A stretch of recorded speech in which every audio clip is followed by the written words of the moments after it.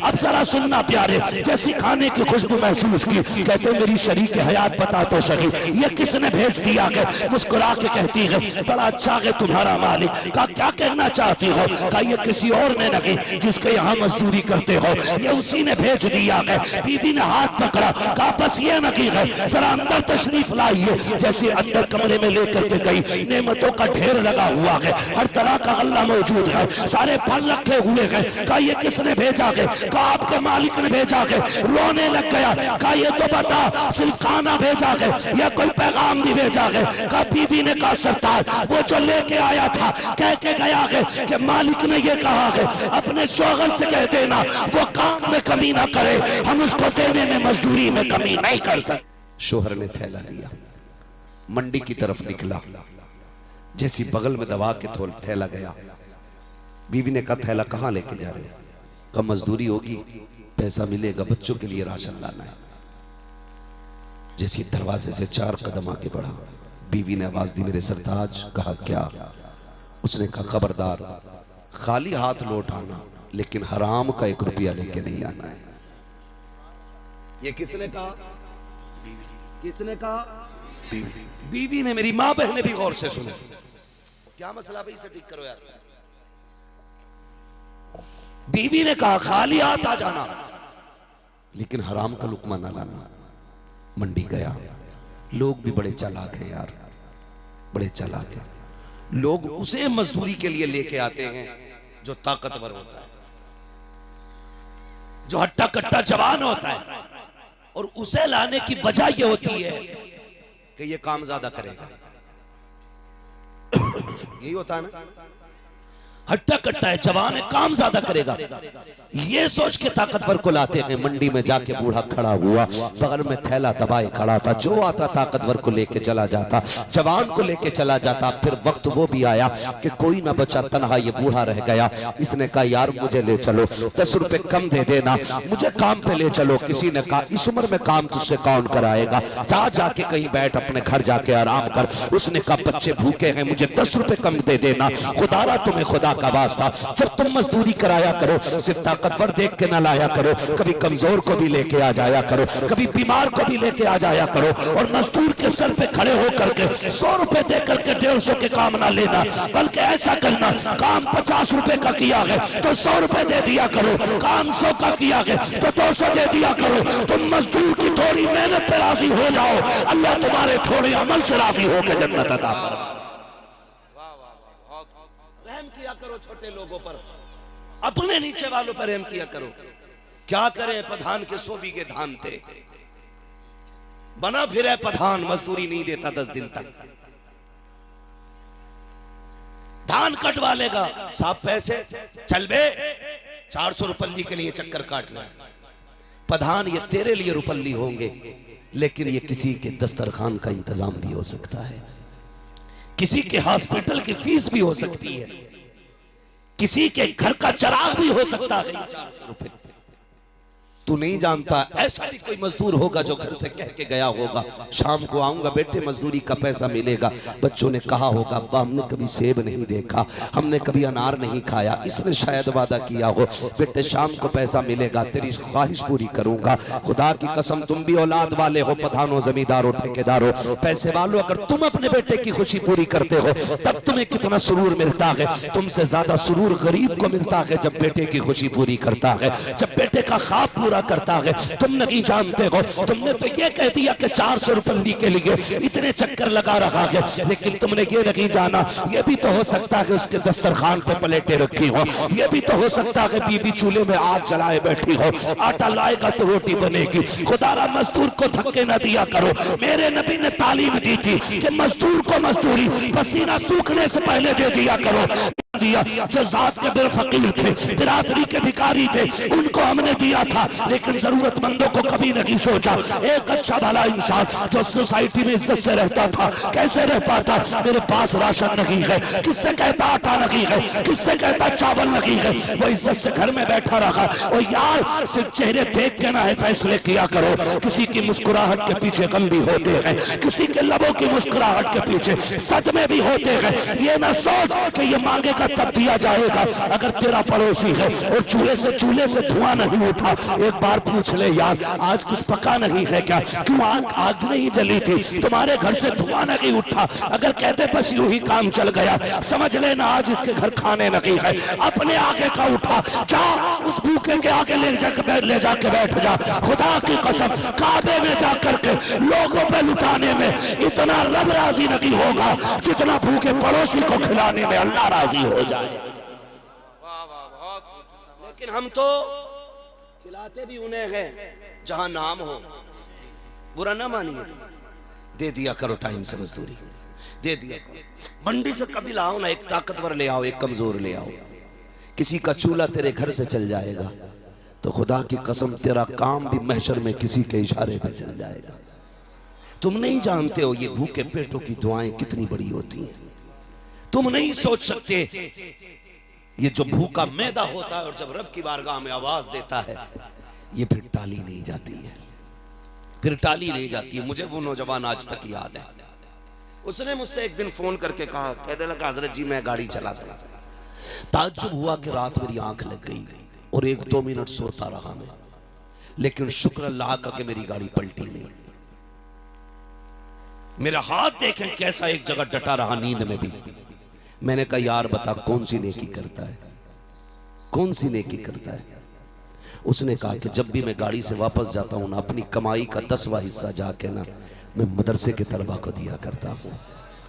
मैंने कहा तुझसे किसने कह दिया, तेरे हाथ का ये एक्सपीरियंस था, तेरी जिंदगी का तजर्बा था, या तेरा पुराना ये मश्क की कारीगरी थी। नादान तू सो गया था, रब की रहमतों ने तेरी गाड़ी संभाल रखी थी, किसी की दुआओं ने तुझे संभाल रखा था। हाँ, भूखे पेटों की दुआएं बड़ी जल्दी कबूल होती है। कोशिश ये करना तेरी वजह से किसी का चूल्हा जले, तेरी वजह से किसी के घर के अंदर दस्तरखान पे रौनक आए।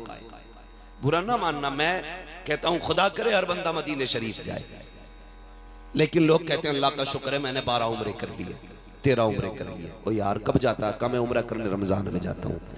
मैं कहता हूँ जब तू 13 उम्रे कर ही आया है, 1 उम्रे का पैसा गांव के गरीबों में तकसीम कर। कितने ऐसे गरीब रोजादार होते हैं जिनके यहाँ इफ्तारी के लिए पानी के सिवा कुछ नहीं होता। तूने गुंबद खजरा के साए में बैठ के इफ्तारी की तो क्या किया? उन्हें भी तो देख लेता जो अपने बच्चों के रोजे रखवा के सिर्फ पानी लेके दस्तरखान पर बैठे होते।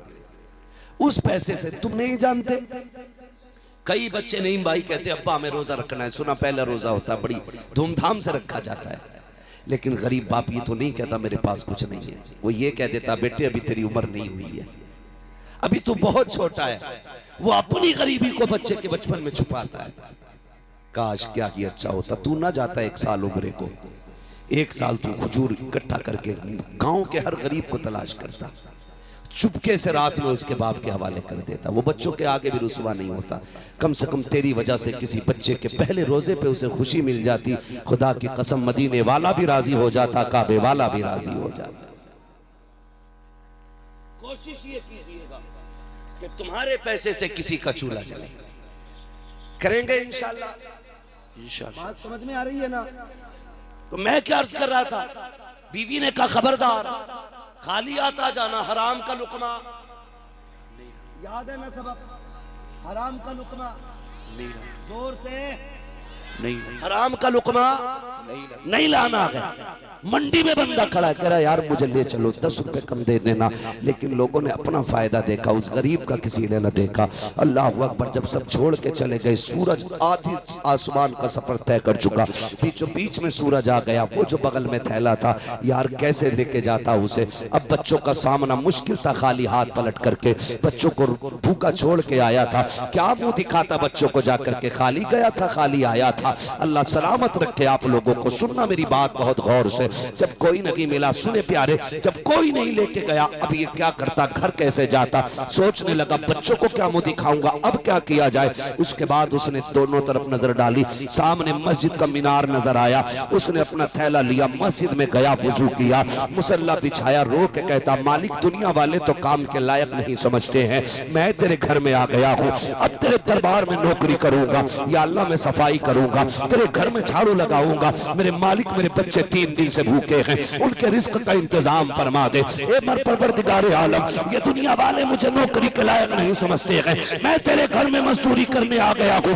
ये कहकर शाम तक मस्जिद की धुलाई करता रहा, सफाई करता रहा। शाम को घर पलटने की बारी आई, दिल ने कहा चल, फिर अक्ल ने कहा अभी उजाला है, बच्चे देखेंगे। कहा तब आना है जब बच्चे सो जाएंगे। रात के सन्नाटे पे दरवाजे पे पहुंचा, जैसे दरवाजे पे गया दस्तक दी, ऐसा लगा जैसे बीवी दरवाजे पे इंतजार कर रही थी। दरवाजा खुला, बीवी ने शोहर का हाथ पकड़ा, उतरा हुआ चेहरा देखा। ये नहीं कहा था निठल्ले आ गया है, खाली हाथ गया था खाली हाथ आया है। उसने थैला लिया, लेने के बाद साइड से रखा, शोहर से कहा वुजू कीजिए। शोहर ने वुजू किया, अपने मामूलात से फारिग हुए, बिस्तर पे लेट गया। बीवी सर दबाने बैठ जाती है, मेरे सरताज क्या हुआ? कहा मेरी बीवी मैंने आज मेहनत की है। कहा मजदूरी नहीं मिली? कहा मैं मजदूरी मांग ना सका और उसने दी नहीं। कहा मांग ली होती? कहा इतनी बड़ी चौखट पे नौकरी लगी है कि मांगते हुए हया आ रही थी। बीवी ने कहा बड़ी अच्छी बात है, कल जरूर लेके आ जाइएगा।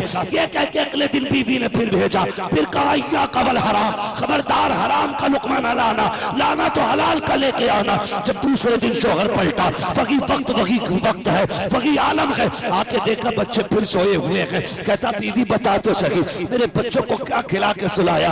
बीवी ने कहा रब का शुक्र है, अगर ताना नहीं था तो क्या हुआ, हमारे घर में पानी तो मौजूद था, मैंने रब की नेमत से बच्चों को सैराब करके सुला दिया है। शोहर फिर बैठ जाता है। बीवी कहती है मेरे सरताज कल जब जाना अपने मालिक से कह देना मैंने 3 दिन काम कर लिया है, 1 दिन की मजदूरी दे दे या इतना दे दे जिससे 1 वक्त का खाना बन जाए, बाकी हिसाब बाद में कर लेंगे। अल्लाह अकबर। जैसी बीवी ने इतना कहा है, चेहरा देखा बीवी का, रोता हुआ चल दिया मस्जिद की तरफ। आने के बाद मस्जिद में सफाई की है, शाम का वक्त आया है, रो रो के कह रहा था ए मेरे मालिक अब बच्चों का सामना नहीं किया जाता, कितनी बार बीवी से मुकाबला करूंगा, ए मेरे परवरदिगार कम से कम इतना तो दे दे कि मेरे बच्चों का 1 वक्त का खाना हो जाए। रो के कहता है मालिक मैं घर से चला था, मेरी बीवी ने इतना कहा था अपने मालिक से कह देना इतना दे दे जो बच्चों का 1 वक्त के खाने का इंतजाम हो जाए। ये कहते रोता हुआ कहता मुझ पे बेखुदी तारी थी, क्या करता, खाली हाथ से बेहतर था मैंने थैले में मिट्टी रखना शुरू कर दी, मिट्टी भरी ताकि कोई देखे तो खाली ना समझे। मैं थैला लेकर के अपनी बस्ती की तरफ चला, रात का इंतजार कर रहा था। दूर खड़े होकर के मैंने देखा देखो बच्चे सो गए हैं कि नहीं, घर की दीवारें नीचे थी। उसने कहा मेरे घर से धुआं उठ रहा था, मैंने जब धुआं देखा आंखें मसल के सोचने लगा कहीं ऐसा तो नहीं है मेरा घर ना हो, मेरे घर में धुएं का क्या काम, मेरे घर के अंदर तो कुछ पकाने के लिए भी नहीं है। ये सोच करके करीब बढ़े, जाके देखा अपना ही चूल्हा है, दीवार से झांक के देख रहे हैं अपना ही चूल्हा है, उस पे पकवान बन रहे हैं। बड़ी तेजी से दरवाजे पे आए, फिर मामूल की तरह बीवी पहले से दरवाजे पे खड़ी है, जैसे आए हैं बीवी ने वेलकम किया, इस्तकबाल किया, घर के अंदर से खाने की खुशबू आ रही है। अब जरा सुनना प्यारे, जैसी खाने की खुशबू महसूस की, कहते मेरी शरीक हयात बता तो सही ये किसने भेज दिया है? मुस्कुरा के कहती है बड़ा अच्छा है तुम्हारा मालिक। कहा क्या कहना चाहती हो? कहा ये किसी और ने नहीं जिसके यहाँ मजदूरी करते हो ये उसी ने भेज दिया है। बीवी ने हाथ पकड़ा, कहा बस ये नहीं है जरा अंदर तशरीफ लाइए। जैसे अंदर कमरे में लेकर के गई, नेमतों का ढेर लगा हुआ है, हर तरह का अल्लाह मौजूद है, सारे फल रखे हुए हैं। कहा ये किसने भेजा है? कहा आपके मालिक ने भेजा है। रोने लग गया, कहा ये तो बता सिर्फ खाना भेजा है या कोई पैगाम भी भेजा है? कहा बीवी ने कहा सरदार वो जो लेके आया था कह के गया है कि मालिक ने ये कहा है अपने शोहर से कह देना वो काम में कमी ना करे, हम उसको देने में मजदूरी में कमी नहीं कर सकते। नारे तकबीर, नारे रिसालत, मसलके आला हज़रत।